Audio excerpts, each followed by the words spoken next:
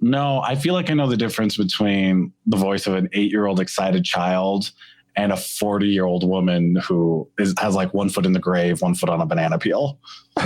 I also thought you knew the difference between an Indian and a Hispanic. So yeah, so did I. That's hurtful. It's true, but it's hurtful.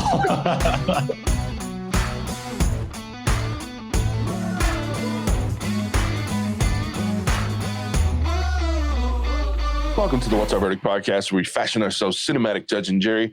My name is JJ Crowder. I'm here with my co-hosts, Javier Ortiz. What is up, my nerds? And Ian Anderson. Some shit. We appreciate your help growing the podcast. Go and hit that follow or subscribe button. Tell a friend about us. Go check out our website, whatsourverdict.com, where you can listen to all of our episodes. Sign up for our newsletter to get exclusive content and updates. Pick up some merch, support us, and interact with us as well.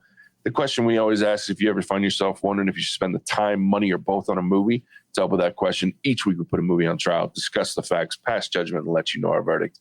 Today we're reviewing Ghostbusters Afterlife. It was released in theaters November 19th, 2021. It was written and directed by Jason Reitman. Stars McKenna Grace, Finn Wolfhard, Logan Kim, Carrie Coon, and Paul Rudd. When a single mom and her 2 kids arrive in a small town, they begin to discover their connection to the original Ghostbusters and the secret legacy their grandfather left behind. If you haven't seen this movie and you want to avoid spoilers, go check out our spoiler-free review on YouTube. You can find a link for that down in our show notes. We'll let you know if you should go see this or not. If you haven't already, if you're okay and you've seen it, or you're okay with spoilers, hang out with us because we're about to spoil the shit out of this thing. So let's deep dive, guys. I was so pleasantly surprised with this movie. Found myself very skeptical at first. It starts off like, any good movie, a little slow. You got to get into it. But it actually picked up pretty quick. Like, they got into this thing pretty fast. Like, the whole intro scene was kind of interesting. Made me miss Harold Ramis real quick. I was like, oh, they can't show his face because he's not actually alive anymore. That's so sad. But then, you jump and you get introduced to this new set of characters, especially the family, this little trio of misfits and just snarky sons of bitches. And I loved them. Like, I fell in love with this little family. I was like, I want to go hang out with these 3 characters because they're funny as fuck. I had a good time with those, with this little family. Dude, they took their misfortune in stride with great attitudes. Because right off the bat, they're like getting evicted, and she just drops a bomb on her kids. Like, oh yeah, we're moving to this shithole of a town. And they're just like, well, all right. I guess I'll just go get a job so I can go flirt with a girl. Like, good for you guys, because I feel like I wouldn't have gone down without a fight. I like how Trevor, the kid, all he says is like, we had lives back there. The mom's like, well, I did too. And then he says, no, you did. No, you live for us. No, you don't. Yeah, you live for us. Once you became a mom, that life was gone. Yeah, that shit was funny. To Jay's point, how this kind of picks up pretty quick. One thing I loved about this movie is I don't feel there's a lot of fat that needs to be trimmed. Like, I feel like they were very quick in jumping to the next thing. It was smooth transition. It wasn't jumping or cutting, but it felt like everything had a purpose. Because once one scene ended, the other one picked up really quick, and then it kept you invested in the movie the entire time. And you don't get bored, or even, I didn't even realize how long it ran for. It wasn't too long, was it? 2 hours and a couple of minutes. This is the shortest 2-hour movie I've watched in a long time. Like, that's what it felt like. You know what I mean? Because it just was going from jump. You jump right into some interesting stuff, and then you meet this family that is hilarious. So, yeah, I did notice that they were taking a long time to get to the actual battling of ghosts, but I didn't mind. The dialogue was great, so I'm like, give me more. Yeah, it was a lot of fun. I mean, like, right out the gate, these guys, she gets evicted, and her landlord, like, she's telling him, I'm going to go get this money. My dad just died. And he's like, okay, I'll wait till you leave, and then I'll change the locks. Like, sounds a lot like my dad. Oh yeah? Did your dad abandon your family and then move to a farm in the middle of nowhere? No. She must be tough to interact with. Yeah. Shit was great. Her life was a dumpster fire. Yeah. I love dumpster fires. You should see my apartment. Yeah, the snark and the just sarcasm throughout this movie. Like when a single bar. Yeah, that's what they're driving through. Not a single. There better be a bar. Okay, I'm sorry. Go ahead. No, I was getting ready to talk about that exact same line. That was the moment. Like there was some funny shit like getting us into it, but that was the moment that I knew that I was gonna love this movie because it was just the double entendre, like where they're talking about one thing and she talks about a completely different thing. I was like, I love this movie already. But yeah, like there better be at least one bar. Oh wow, you didn't tell us you inherited a murder house. Yeah. Actually, that kid did really well. I was skeptical. I'm always skeptical of actors who come out of their thing, like Stranger Things, and try to do something else. Because like with any of the Harry Potter actors, it just didn't work. Right. So I was happy to see him do really well in this role, even though it's almost exactly the same role that he plays in Stranger Things. But, like baby steps, it's fine. Yeah. Well, and he's done that a couple of times. Like, he's actually been in a lot of things, but like he did the It movies and he did really well in those. Yeah, I knew you wouldn't have seen that. He did extremely well in those. But again, he just plays a slightly different version of his character from Stranger Things, Mike. So hey, it's okay if you've got one thing, right? There's plenty of actors who've got one thing. Yeah. I just feel like being a snarky teenager is only going to pay dividends for a couple more years. Then you got to figure something else out. Yeah, at some point that shit's going to catch up with you.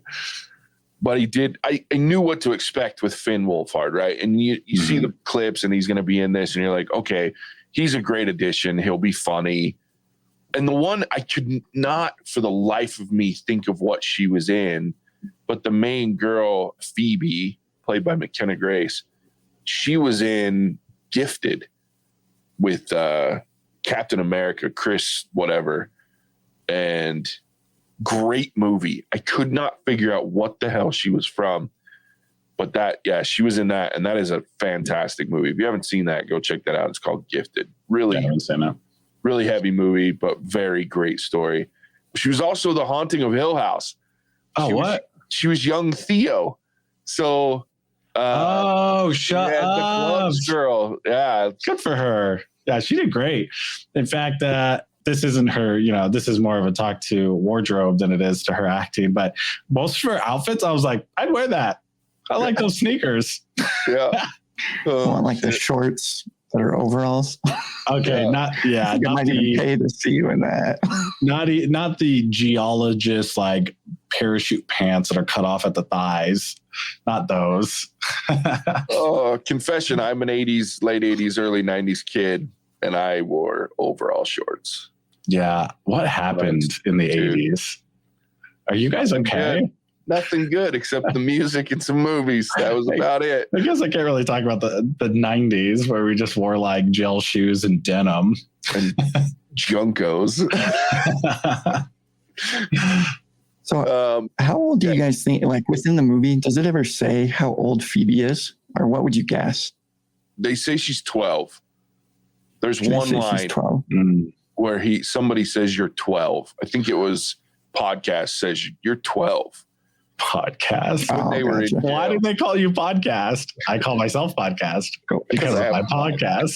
That was the best character. That was my favorite. I was about to say, so since we're talking about the cast, we have to talk about Logan Kim because that little bastard stole this movie.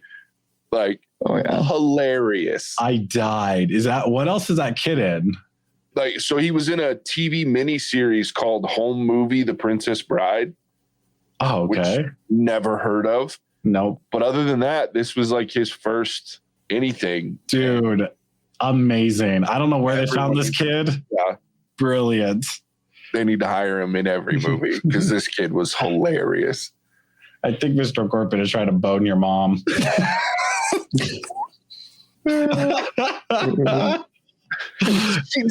She's just like, yeah. That doesn't upset you? Yeah. I don't express emotions the same way as other people. Inside, I am dying. Inside, I feel like I'm going to vomit. And his face, like, not to skip too far, but his face when he figures out that the little meter thing turns into like a taser and he starts sapping the mini marshmallow man. Like, his face when he realizes, he's like, oh, fuck, it's on. And then the reaction from the marshmallows is to scream and run. They're just exploding all over the car. And he's just giggling like a villain. Oh, it was Dude, speaking of those marshmallows, the introduction to them in that Walmart was like disturbing. Yeah. When they're coming to life and they like turn on that barbecue range and they're like turning each other to s'mores or blending each other up. The one where it's trying to walk across the grill grate and it's just like melting as it goes. And they use the little cooker torch to like melt the chocolate over top of it. He's just laying there smiling as it forms around him. It's like, Jesus. And the blender. Yeah, the blender, I was like expecting it to get torn up right away, and they got him flying like in one of those parachute tunnels, and then it just goes wrong, and you see marshmallow just splatter everywhere. A little smiley face in the splatter. I was like, it was great. And Paul Rudd, man, Paul Rudd's Paul Rudd, but he was very likable in this movie as just this weird geologist that obviously came and took this job that he hates just because of these earthquakes. That was a good casting choice because it's not, he's probably not the most expensive, right? Like, he's not Robert Downey Jr. or, you know, any of those other bullshit actors. But he fit like what they were doing in this movie really, really well. Oh, yeah. Oh, yeah. He plays a lot of fun. A summer teacher very well. Just pulls that video right out. And Cujo. Imagine Beethoven if he just started mauling a bunch of people. Eating small animals and attacking children. Why was Phoebe in summer school? I don't know. Like, I thought summer school was a punishment for delinquents. Yeah. Oh, actually, she kind of mentions that. Yeah. But I think it might be just because she wants to be there. She didn't want to be there, though. She made that like abundantly clear. It's true. I don't know. That is the one thing. So if we're going to throw some critiques out, which we should, there were some things that like just weren't explained. And it's not that they were needed to be, but they do leave you with questions. Like, but the rest of it's so good that I just didn't care. I mean, I didn't care about this either. I just found it funny that the one genius in the movie goes to summer school for one day, never goes back. Yeah. Well, there was a second day because the second day he showed what movie he was showing. Chucky. Okay. Yeah, Chucky. Goes for 2 days, never goes back. Yeah. And more, it's so funny because it's all about moving the plot forward, right? Because that's where all the maps are. And so, like, they're there, but the discussions happen around Ghostbusters and figuring out their history. So Paul Rudd, like, that was what a great replica. He's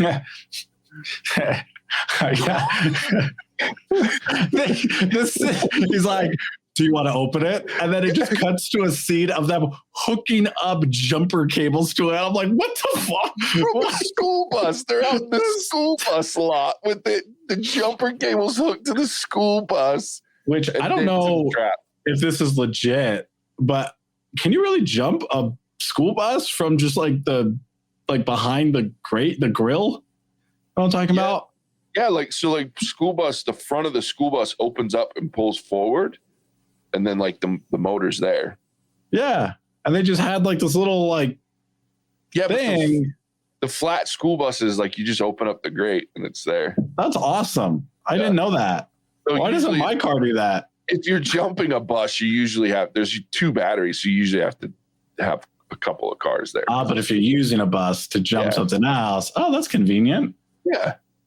Yeah. Anyway, worst idea ever because they're like, we haven't seen a ghost in 30 years. And then Paul Rudd is just like, there's a ghost in here. We should open it. Yeah. Oh, shit. Okay. Dumbass. It just happens to be like either the gatekeeper or the keymaster. Like, it's like one of the like big dog ghosts. Like, this is no joke that comes out of there. But there's one of my other things that I was like, so we get this point where they show up in this house, and Spangler's ghost, you realize really quickly, because they have him die early on in the movie at the very beginning, but his ghost is showing Phoebe all these things. And I'm like, why would he show her where the trap is? If you keep whatever, either the keymaster or whichever the other one of the dogs, whatever dog you have captured, if you keep it in the box, none of this breaks out, right? Like, I was like, why would he show her? Because come on, let's be honest, we're all gonna open the goddamn box. Like, of course we're opening the box. This is on Spangler. This isn't on her. Yeah, exactly. This is on Grandpa Egon. Why the hell would you show her where to find that box? Because right out the gates, first thing he shows her, he spins the chair and shows her, pulls the chair out so she could see the puzzle box in the floor, the slide puzzle in the floor. And I'm like, why did you give her that? Gozer can't get out if you don't open that box. That's a good point. It would have made more sense if she found it, right? Because she found the little detector thing in the same spot. Yeah. Yeah, that's a good point. I didn't think about that. Yeah, that was my only. I was like, it just doesn't make sense especially because it showed at the beginning Egon trying to use his big farm trap to catch the dog. Mm-hmm. A knock on him, because I would test that trap before I put my life. I would test that trap 100 times before I pulled it. I mean, here's the problem with that. Everybody thinks you're a fucking weirdo as it is, and it's not like that wasn't a fireworks show when he starts triggering that shit. So, I mean, you kind of got to... He clearly didn't care what other people thought of him. I'm just saying, you've got this chick who's like, I'm a scientist and doesn't test shit for the whole movie. Not one hypothesis comes from this girl. Scientist, my ass. 12, but... It's all good. Paul Rudd had his theory that there was a ghost in a box, or hypothesis, and he proved that one true. So science is reckless. Science is rock and roll, dude. Science is what did he say? The like nipple ring and piercinger. Yeah, that shit was great, dude. He has another like science rant about how awesome science is, and some chick in the office is like, yes, yeah, science. And I was like, shut up, lady. We're not talking about whatever bullshit vaccine you think we're talking about, okay? I'm watching Ghostbusters. You get out here with all your I'm pro-science bullshit when you probably haven't read a single scientific journal. Jesus Christ. Oh, yeah, you make me laugh because this woman, quote unquote woman you're making fun of, was like an 8-year-old child. Oh, was it? Yeah, the one in the theater that when he was like science, and she's like, yeah. She was really? Like, no, I'm pretty sure it was the same lady who was gasping. Yeah. Well, because there was a little girl that was all excited about science. Because when she was leaving the theater too, she goes, I'm a scientist. No, I feel like I know the difference between the voice of an 8-year-old excited child and a 40-year-old woman who has like 1 foot in the grave, 1 foot on a banana peel. I also thought you knew the difference between an Indian and a Hispanic. So yeah, so did I. That's hurtful. It's true, but it's hurtful. Anyway, we had a very loud crowd that we were. Maybe I'm just annoyed at that lady because that was the gasping lady. Yeah. That was, dude, that gasping lady was irritating. I'm sorry. I had to gasp back when they showed like the final Ghostbuster. I'm sorry. I laughed so hard at your ass. I was like, oh my God. That was uncool of me, but I had to. And I beat her to the punch too. When they showed Harold Ramis's ghost, you're just like, what? Who could that be? It was funny as shit. I'm not above stupid to people's levels. Oh, I know. But that moment when they open it and then they're driving back and the window's busted out of his car, and he's like, we gotta go. They're like, you're a teacher. Yeah, and I'm liable. I gotta say, I feel like this movie really found its voice in minute 46. Yeah. I cannot, dude, the greatest line in this whole movie, because And I seriously lost it because, like, and it was funny no matter what. But as podcasters, like, that shit, man, when he's Dan Aykroyd, like, the movie's all over, he's all covered in fucking marshmallow because he's been zapping the little Stay Puffs. And Dan Aykroyd's like, the SW or the STW, that's you? You're my one subscriber. You're my subscriber? Not even one, because he doesn't have to specify the number of his subscribers. You're my subscriber? I was like, wow, I get that. Like, I feel that. Real. Yeah, on a spiritual level. Shout out to really... Alex. That's Alex, like, podcast fan cameo right there. Yeah. Our subscriber, Alec. Yeah. Podcasters. Alex, our Dan Aykroyd. I love it.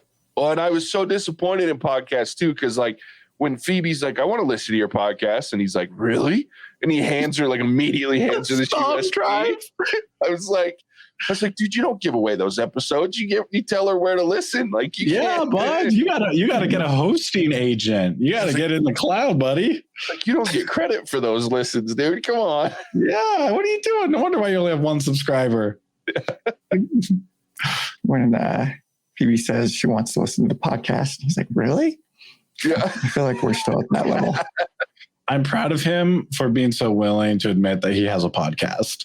Yeah. People are like, what do you do with your free time? I'm like, nothing. Nothing. I mean, I have like a small podcast, but it's like stupid. It's like not even worth listening to, you know? Hell no. I'm so much like podcasted. Like, I'm thinking about jacking his name and just calling myself Podcast from here on out. What's your name? Podcast. Why do people call you Podcast? I call myself Podcast. Because of my podcast. That's some branding right there. Yeah. What's our verdict? Yeah. Just legally change my name. Yeah, I even like his little microphone that has a sheath, or like a holster. Yeah. You know, that he just pulls out randomly. When he's got a mixer board, I was trying to figure out how he was doing that, but he's got this mixer board stuffed in his little side pouch too. I was like, those things are heavy. Like, not to mention you need a power source to run that. Where's that? Like, those things will just run on batteries. I think my favorite was his little camera headset with the Polaroids that he makes. He starts shaking it. They just appear in one scene, and I'm like, what the hell is that? Takes a picture, and then it's just a good 5 seconds of him shaking the Polaroid. And I died. He's just looking at him like, what the fuck are you doing? Oh, great. Amazing. Fun. Even like, I love that he's the first person. I guess he's not the first person. No, he is the first person to like laugh at one of Phoebe's jokes. Paul Rudd was like, it's terrible. I loved it. But Podcast is the only one to laugh at it when he's like, just shoves the microphone in her face. He's like, all right, introduce yourself and tell me what you had for breakfast. She's like, Phoebe, toast. He's like, oof. Try telling me a joke. Oh, her jokes were so funny. Like, I looked forward to every time she started telling a joke. Oh yeah, they landed way better than Dwayne The Rock. Oh man, that shit was great. That's what I was thinking about too. Yeah. What do you call a dead polar bear? You can call it whatever you want. It's dead. It's not going to hear you. The best one though was the one to gozer. Like, what's the difference between, or what's the same, or between a hamster and what was it? And a cigarette. No, that's when they're lowering down into the shaft. Yeah. Oh, that's right. That's right. Yeah. The well one. 2 wells in a bar, and one says, the other one says, go home, you're drunk. Oh my gosh. I was like, I love that scene. I'm like, how does Gozer react to this? Because this is comedy gold. And she reacts exactly the way she was supposed to react. So I feel like I'm familiar with that feeling in D&D, Javier, where Javier just goes off and starts saying random crazy stuff. And I'm like, I don't know how to react to this.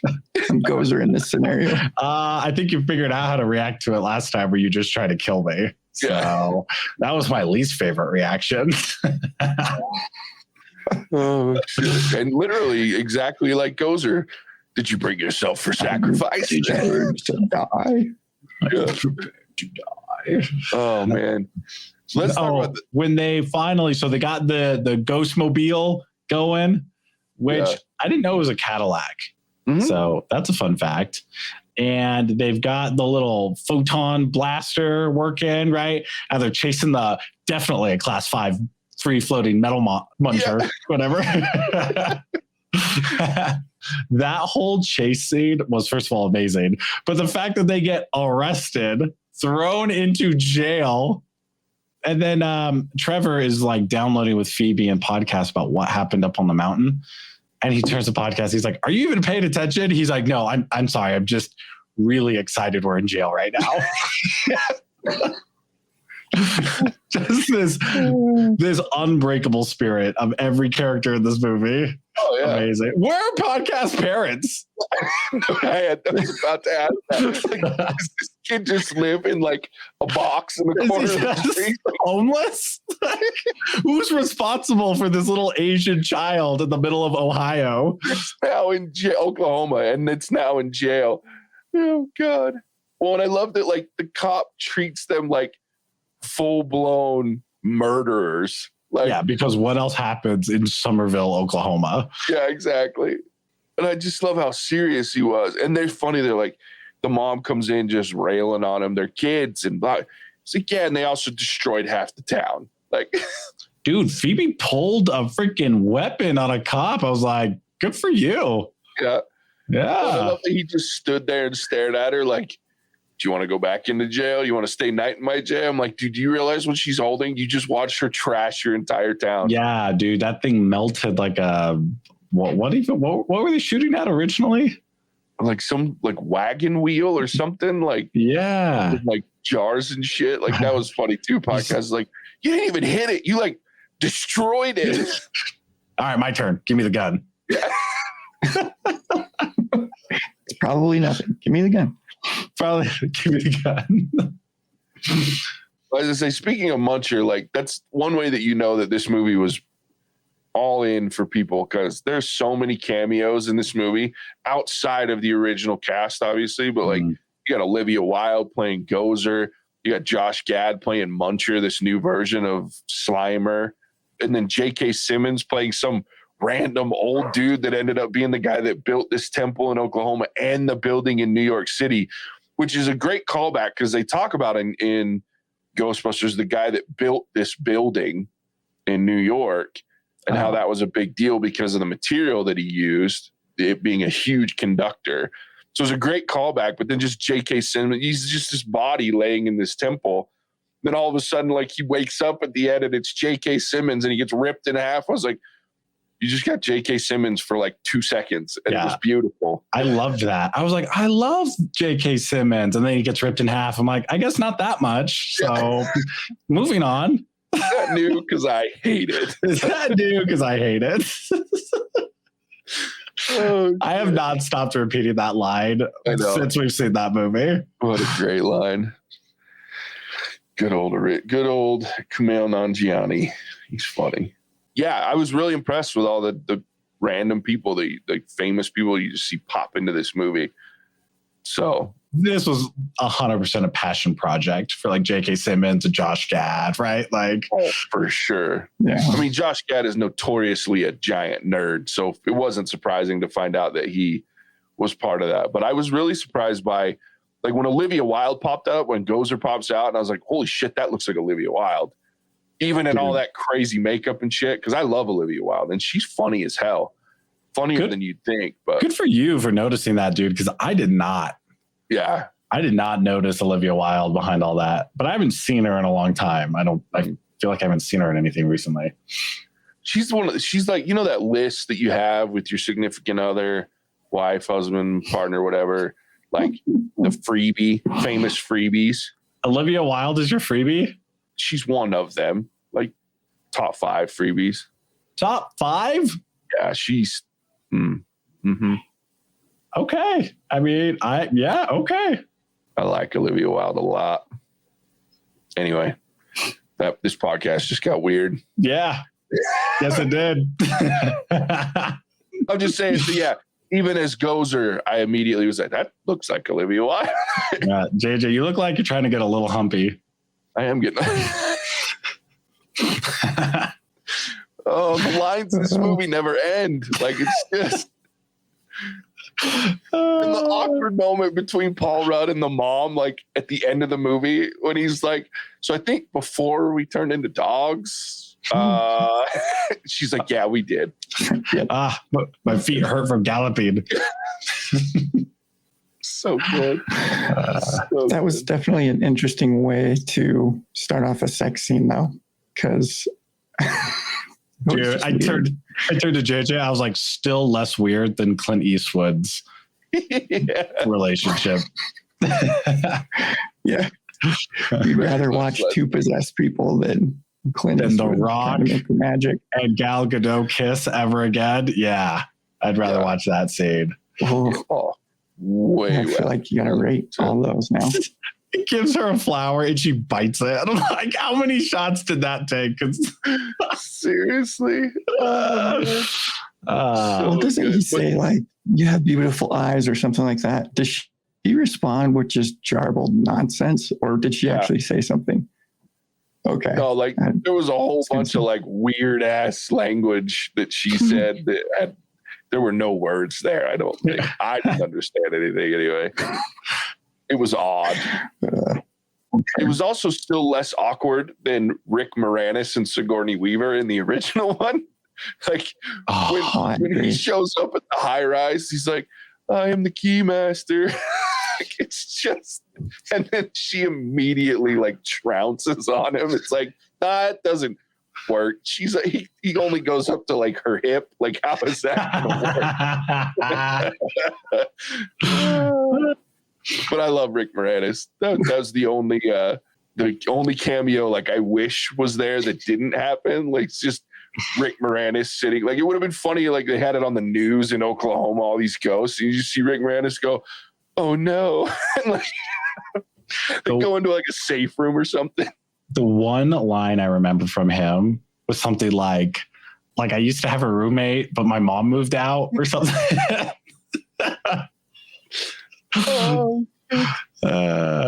There were a party when he's like walking around. He's like, "Oh, guys, please don't. Oh, what are you? Come on, what's happening?" Like, he's just so pissed because the party's going on. Yeah. Such an awkward character. Yeah, he's so weird.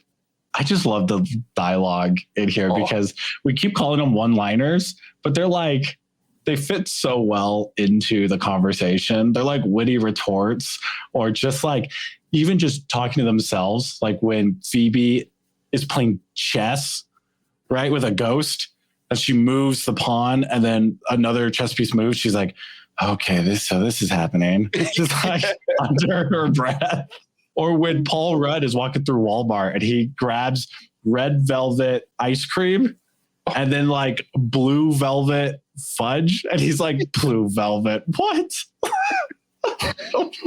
And then like his response to the ghost dog is to throw the ice cream at his face. That was a good throw.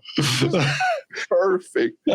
I love that you see the freaking gatekeeper, the keymaster, whichever one, and he's just got his face buried in dog food, like just munching away. So, and he would have been able to riding up on the Roomba.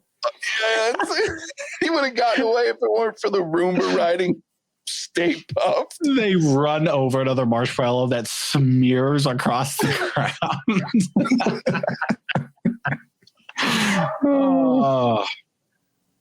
So good.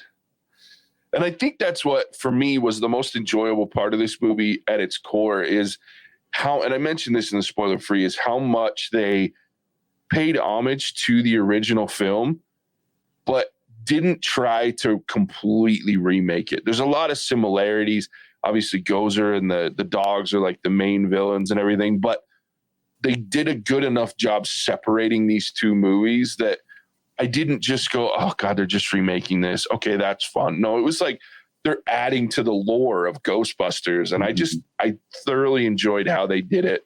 You didn't have a remake, because I kept waiting for it. Like at the end, when you have the original 3 pop up and Gozer's like, "Are you a god?" And they all look at Dan Aykroyd like, "Come on." Come on, Dan. Yeah. And he's just finally like, yes, we are a god. We're all gods. We're pretty cool down here. We're pretty cool, though. Dude, I also love you have to throw in who you're going to call. And I thought they did it perfectly when they're in jail. And he's like, don't we get a phone call? And then she literally calls a Ghostbuster. Yeah. And I'm like, beautiful. That was magnifique. And the line, and she calls the number from the commercial. Yep. Like, that's yeah. And I was surprised because I thought it was going to be Bill Murray that answers, but it's Dan Aykroyd. And he just goes on this diatribe and I'm like, yeah, it's Ray just losing his shit about how much he hates the other guy. Yeah. I was like, as far as info dumps go, it's not the worst. No. It was a lot of fun. You know, and I think that's the other thing too, is that I mentioned this in the spoiler free, is the cameos from the original cast and like they're part of it. Those 3 that were there, and even with Harold Ramis's ghost at the end, that's all you have of them is these little pieces. It's not like they just completely bring them in and they take over the film, right? And I loved that. I was worried about that. I thought, well, if they bring these guys in, you know, now it's their film again, and that's not what I wanted. So I was really happy that they left them as a very small part of the movie that added value and really made it enjoyable to have them there. Like their part was fun. I didn't remember this job being so painful. I did. And like there was some great lines coming out of those guys, but they still let it be Phoebe and Finn and Trevor's movie and podcast movie instead of them taking over. I like that they didn't come in and solve the problem, right? Like Victory was still done by Phoebe and the mom and Trevor and podcast, you know, like, so when they showed up, I was like, yay, like here comes the cavalry. And that wasn't the case, right? Oh, yeah. And I was surprised too, because I mentioned last episode that I was worried about Bill Murray fucking it all up. But he did good. They kept him pretty subtle. His lines were good. Like he was hitting on Gozer again, like, giving her shit. Like we could have been a power couple. While someone else shoots at him and she just swats it away. He's like, nah, well, it was worth a shot. Yeah. Well, yeah, and they give that moment where the 3 of them come in and they cross the streams, and you're like, oh, here it goes. They're gonna save the day. And she like, is she uncrossing the streams? Shit was great. I was like, nice. They're not gonna save the day. Yeah. Fun movie. It was a lot of fun. There's a lot of things that I could give away, but I think the movie just does so much of it on its own. And it's one of those things where so much of the good parts of this movie is the dialogue, like we've mentioned, and like the interaction of these characters, that it's hard to sit and talk over and over and over about it. Like all the major points we've hit, but all we do is sit here and talk about the, more of the dialogue and the funny comments. Cause that's the best part of this movie, is just these character interactions, which is really impressive to me, because that's what was fun about the first one. And I mentioned when we talked last time, somebody was like, why did the remake not work? And I was like, because it had no heart. There was no heart. It wasn't fun. I mean, it had funny moments because it was so over the top. They just got a bunch of comedians together and they're like, this is the same thing, right? Yeah. It wasn't. And you let them go, and then you have, and it's sad that the best part about that movie was Chris Hemsworth playing a possessed person. Yeah. Gyrating on top of a building. Yeah. Like that. When that's the best part of your movie, you did it wrong. Yeah, that's cheap humor. Yeah, and this movie had so much heart. It got back to, that's why I'm glad it was Jason Reitman, the son of one of the guys that directed this. He knew what this movie was about, and he brings in people that know and love it. And it was about the characters again, and this relationship of this family and their friends directly, and then how that ties into these original characters that you can't help but love in the first movie. Like that's what made the movie, was the interactions. These guys walking through the library in New York trying to chase Slimer down, having this moment where they're freaked the fuck out because it's there. And then like the crazy lady at the push cart, and like all these moments of this first movie that I remember because it was fun to watch these characters grow together and become the Ghostbusters and build that friendship. So to see that same thing again, where you have characters that you love, and that's the heart of the movie, not chasing ghosts and being stupid and funny. These movies are funny because of the characters. They're not funny because we brought in, major comedians that on their own are inherently funny. You had to build something, and the dialogue and the interactions in this movie are just fantastic. Like even the cop was such a dick to these kids. Like, he hangs up the phone on the girl. Like, he just walks in and pushes the fucking time's receiver. up. Like she's a convict. I'm like, she's fucking 12. Like, it was so funny. Yeah. He was a nice little cameo too. What's that actor's name? I can't remember. Yeah, he's in a lot of like bit parts, but he was like, I always remember him from The Rock, the movie The Rock. Oh, the Alcatraz movie. Yeah, he was the sergeant or whatever. Yeah. He's got a cool name. I thought it was Dave Chappelle for a second. He has that similar look. It'd be funny though if you'd be like, these guys just destroyed the town. Yeah, it would have been a much different delivery. Yeah. Bokeem Woodbine, that's his name. Bokeem Woodbine is that actor. And his daughter, which we haven't talked about, was Finn Wolfhard's character, Trevor's like love interest, that the dude immediately gets out of the car, gets a shitty job just to be close to this girl. The cooks are like, oh, good job. That was super cute. You definitely have a shot with her. Well, then every time we see him interacting with her, from then on, he's doing like the worst. He's in the fucking walk-in freezer, freezing his ass off, putting shit away. He lifts up those rubber mats that you cook on. And he's like, "Does anybody clean this?" She's like, not me. It's so bad. I was actually the least impressed with her. And I don't think it was because of her acting. I think it was just because they just didn't bother to develop that character further than a possible like love interest. Yeah. Right. So of all four of like the new Ghostbusters, I was not super impressed with her, or just not. I wasn't bought in with her, which I don't know if it's a critique, because I'm actually kind of glad that they didn't try to like make me fall in love with everyone intensely. Like they made some sacrifices, and I was okay with that one. Sure. Well, and she had some moments like that were funny. Like she's playing like she's in the jail with them, and it turns out her dad's just a cop. And you don't have any priors, right? You only go away for like 2 years. Yeah. And her dad, the sheriff, walks in. Lucky, stop messing with my inmates. Inmates. Yeah. Jeez. He's such an asshole. The guy wants to be a prison warden. Yeah. Well, and then they double lock up the fucking Ghostbuster blaster. And the podcast saves the day again. Seriously, good thinking. I'm like, it's not stupid if it works. Yeah. Or she's talking about the lock, and he's like, I believe in you. She's like, it's unpickable. He's like, nah. His dialogue is just fantastic. And the delivery, that kid, I can't wait to see him in other stuff, man, because he is funny. Yeah. Funny. Great. Dude, that RC trap was awesome. That thing, where do I get an RC that can go 70 miles an hour? That's awesome. Yeah.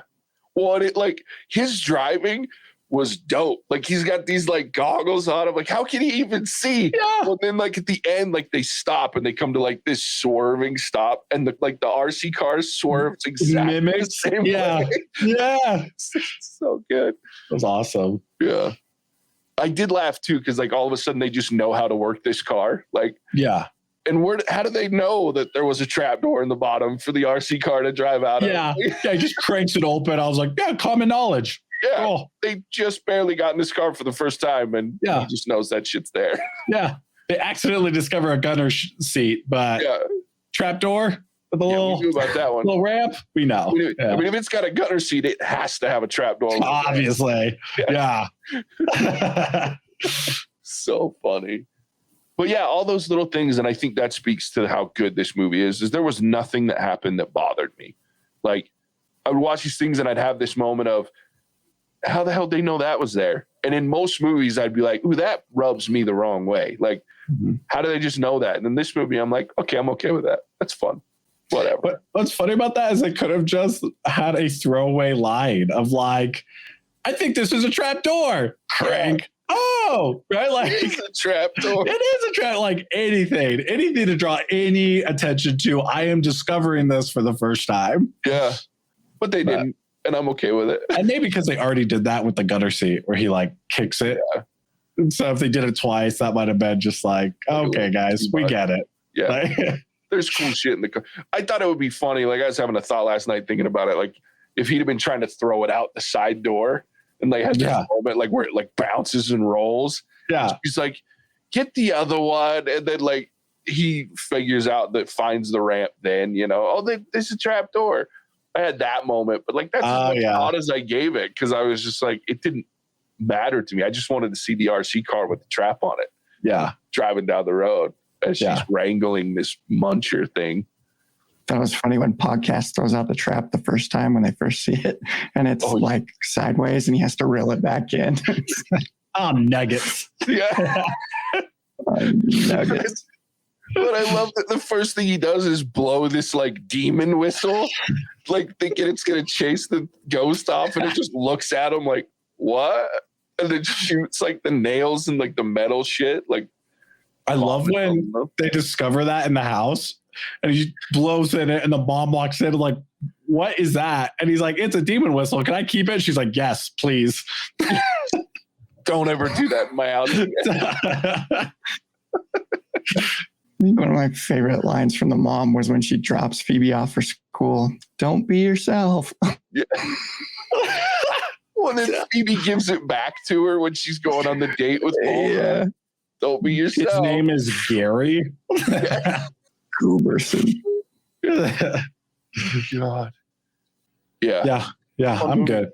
Yeah. I'm good. I can rate it. Yeah. I got it out of my system. Yeah. Let's rate this thing. I'll start. Look, I had a lot of fun with this movie, more than I even imagined. And I went in with lower expectations, but I think somewhere deep inside as a huge Ghostbusters fan, like the original Ghostbusters was one of my favorite childhood movies. Like I used to watch it all the time. And so I had hope no matter how low my expectations were. And this movie completely exceeded my expectations, made me want to go and watch. And I held off watching. Like I was wanting, I'm going to go watch the original before we watch this. And then I was like, no, because if this movie sucks balls, I want to go back and watch the original after the fact. And to console yourself. Exactly. To make myself feel better about it. But the beauty of this is, at the end of this movie, I wanted to go watch the original because I wanted to feel that same feeling that I felt watching this movie again. Like, because I knew that I could go watch the original and get those same feelings and that same nostalgia and just fun and enjoyment out of watching either one. So I'm really happy that they finally figured out getting another good Ghostbusters movie out there. Yeah, go see this movie. It's a lot of fun. I can't wait to watch it again. Casey had no desire to see it, and I might force her to just because it's that fun and I want to watch it. So it's not often that I'm that narcissistic and make her go watch a movie she doesn't want to watch for my sake, but I might do it with this one because this movie's just fun. Wait, what did you rate it? I haven't yet. Oh, okay. I'm sitting here like I'm stalling because I'm having this inner debate. Like the nostalgia in me wants to give it a 5, but it's not a perfect movie. Like there are little things that don't make sense. There are things that don't give any explanations, but it's so damn close. So I'm not going to give it a 5, but I am going to give it a 4.5 because I don't remember even Shang-Chi, which was a fantastic movie. And I had a great time with that. I didn't have as much fun as I did with this movie. Like I laughed my ass off. Javier and I were giggling the whole movie. Mm-hmm. And normally I giggle sometimes at Javier giggling at shit. No, I was just laughing at this movie. Like it was that funny, that enjoyable. I left with adrenaline because I had a great time in this movie. So 4.5 for me. I will watch this movie again as soon as possible and as many times as possible, I think, because I just had that much fun with it. So there it is for me. Ian. Yeah, I think we're going to have a common theme here of low expectations that were definitely exceeded because I fall in that same category. And I was keeping them low because I didn't want to set this movie up for being super good and have it just let me down. So, but it was the exact opposite. And I kind of, like I said in the spoiler free, I wish more studios and movies that are trying to play that nostalgia factor would take notes on how Ghostbusters Afterlife did it, because they got it right. They leaned on a new story rather than just trying to recycle the old one. They had some elements that were very reminiscent of kind of the original movie, but they didn't overdo it either. And you as the audience, like if I didn't see the Ghostbusters movie and I watched this, I think I would still enjoy it not having seen those original ones, just because of the way that they bring the audience in and kind of coach them through these prior history in the Ghostbusters universe. So really enjoyed it. It's always a good movie when I come home and I want others to see it and I start kicking it out to others. So I'm going to say, I'm right between that 4 and 4.5, but I think I'll do a 4.5. It's been a long time since I've seen a good movie like this. So I'll stick with a 4.5 and I'll definitely watch this one again. I'm looking forward to it. Sweet. All right, Javier, bring us home. Yeah, I mean, it was surprisingly good, right? And like, we didn't even talk about the fact that one of the biggest throwbacks to the original movie was the CGI that they decided to use on like the hellhounds and even the marshmallow thing, and even the random ghosts. When the random ghosts start busting out, they bring back that zombie thing. Yeah, and they're just serving coffee. So the dialogue was great. Like the casting, considering that all the major actors were like cameos or like supporting pieces, like they were not main parts of this for the most part, with the exception of Paul Rudd, like and maybe the kid from Stranger Things. Everyone else is like not that big. So considering that's the case, like the acting was great, the writing was wonderful. There are a couple of like little plot holes that we just, this was a different movie, we would have crucified.